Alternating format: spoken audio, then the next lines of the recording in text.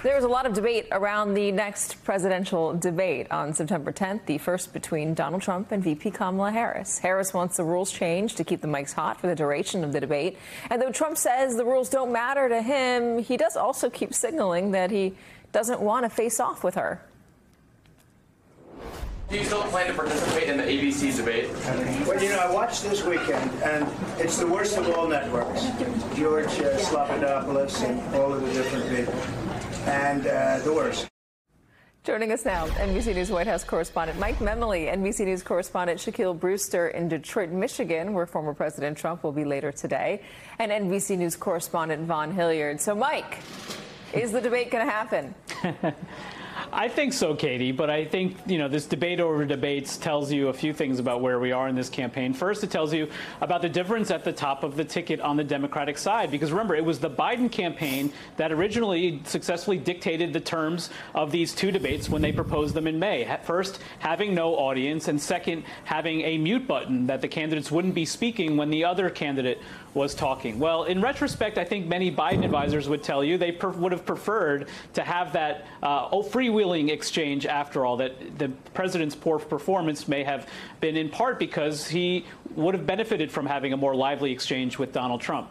Kamala Harris, the vice president, of course, her team thinks that this is to their advantage, that the more Donald Trump is heard from, the better it is for them. They think that he has the potential to step in it, perhaps, by continuing the insults that he's been waging in interviews and in campaign events, but before a much bigger national audience, including a lot of swing voters. So you see Brian Fallon, a spokesperson for the Harris campaign, saying in a statement that Donald Trump shouldn't be hiding behind the mute button. We've seen since then in a tweet from Fallon that based on Trump's comments today, they think this is all a done deal, that this is now set, Trump indicating that he would be open to that, not having that mute button anymore. Now, the Trump campaign, for its part, is accusing Harris of imposing her own wishes for new rules, including to be seated, to have opening statements, all part of a pattern, they say, of her not agreeing to take tough questions in interviews. But you just saw Fallon's statement there. They think that this is a go at this point. I think it's interesting that Fallon's on the team now. Fallon obviously has a lot of experience with Donald Trump. He was part of Hillary Clinton's team in 2016.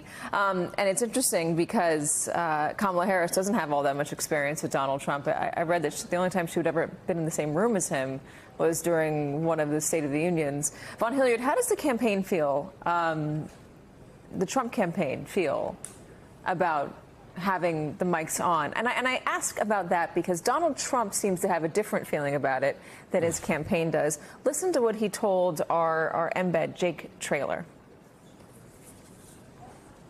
Would you want the microphones muted in the debate whenever you're not speaking? We agreed to the same rules. I don't know. It doesn't matter to me. I'd rather have it probably on, but the agreement was that it would be the same as it was last time. In that case, it was muted. The truth is they're trying to get out of it because she doesn't want to debate. She's not a good debater. She's not a smart person. She doesn't want to debate. Trump would say he's a master at debating. How does the campaign feel? In that he doesn't really need to prepare much. He also told our own Jake Traylor here. For the campaign, look, they started off the morning, as Mike noted, they started off the morning suggesting that the Harris campaign was wanting to change the rules from what was initially agreed upon by the two camps. And, of course, usually when the Presidential Debate Commission is the one overseeing this, there's really not much room for actually back and forth here. But for the Trump campaign, right, it was the Harris team that was trying to suggest Susie Wiles, Chris LaCivita. They were scared to have their man mic'd up and not muted because the public would hear him interjecting or saying statements like he did when he was debating Hillary Clinton that are off-putting or frankly offensive. And the question here is, could Kamala Harris more effectively than Joe Biden sort of poke Donald Trump? Because we know that he is reactive. His own team, who worked at the White House with him, several former administration members have talked about he's easily provoked and you're able to get him rattled. And so the question is, would Kamala Harris try to use that to his advantage? And right now, the Trump team wants to keep the rules in place as they are. Shaq, so what are you expecting a little bit later today when Donald Trump heads out to Michigan? He's been focusing a lot lately beyond the whether or he will not debate on veterans. Today he was at Arlington National Cemetery honoring vets and the fallen from Afghanistan. Right. Yeah, and earlier today, actually, Katie, he wrapped up his remarks just about 45 minutes ago to continue that conversation you were just having. We did hear the former president address the debate quickly on stage, talking about an argument, suggesting he wouldn't make an argument because he wants to save that for the debate stage, so that at least shines some light into that thinking, his thinking, at least when he was on stage earlier today. But you really saw him kind of struggle a little bit between trying to lean in and kind of do his normal political speech in front of this nonpartisan group with many uniformed service members in that crowd, and also try to kind of take that more solemn tone and honor and acknowledge those 13 service members who were lost in Afghanistan just 3 years ago. And you heard him do a little bit of both. To that last point, he not only used it as a line of attack against Vice President Harris and President Biden, saying that they just aren't strong enough as leaders, but he took it a little bit further and suggested that if he is president, there's some action that he would take, going back to that attack that we saw 3 years ago. Just listen to a quick bite of that moment.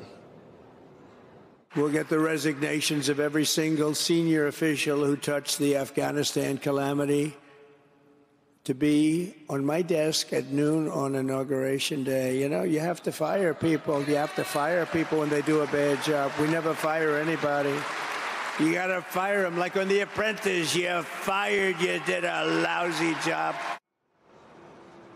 There was also some policy points that were tucked into his speech. He proposed a Space National Guard, obviously an expansion of the Space Force that he created as president. And he also talked about wanting more from NATO countries. Instead of that 2% of spending in their military budgets, he says that as president he would push for 3%, Katie.